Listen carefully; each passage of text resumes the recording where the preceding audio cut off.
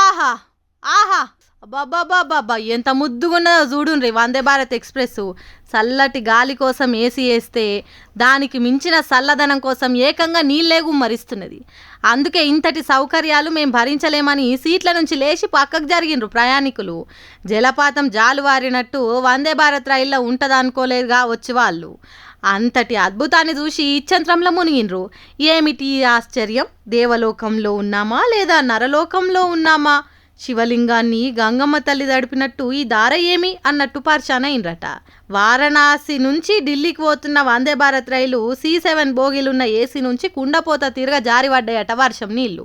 ఇట్లా 5 నిమిషాల్లో 10 నిమిషాల్లో కాదు, ఏకంగా 8 గంటలు ఆగుకుంటా వాన నీళ్లు పడుతూనే ఉన్నాయట. ఫిర్యాదు చేస్తే ఎవ్వరిది సడి సప్పుడు లేదట.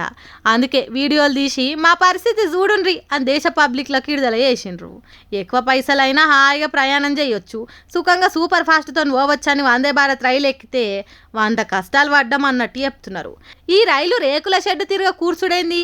మేమే కాదు మా సామాన్లు కూడా తడిచి ముద్దయినాయి. ఇదేనా వందే భారత్ గొప్పతనం అన్నట్టు ఎద్దేవా చేసిండ్రు.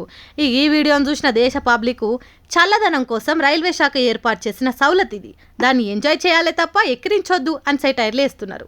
ఏందో ఏమో ఈ వందే భారత్ రైలు పేరు గొప్ప ఊరు దిబ్బ అన్నట్టే ఉన్నాయి. రాను పోను ఇంకెన్ని వింతలు చూడాలనో ఏం పాడో వందే భారత్ రైళ్ళల్లా అని అనుకుంటారట పాపం ప్రయాణికులంతా. ఏం చేస్తాం, పట్టుగట్లుంది.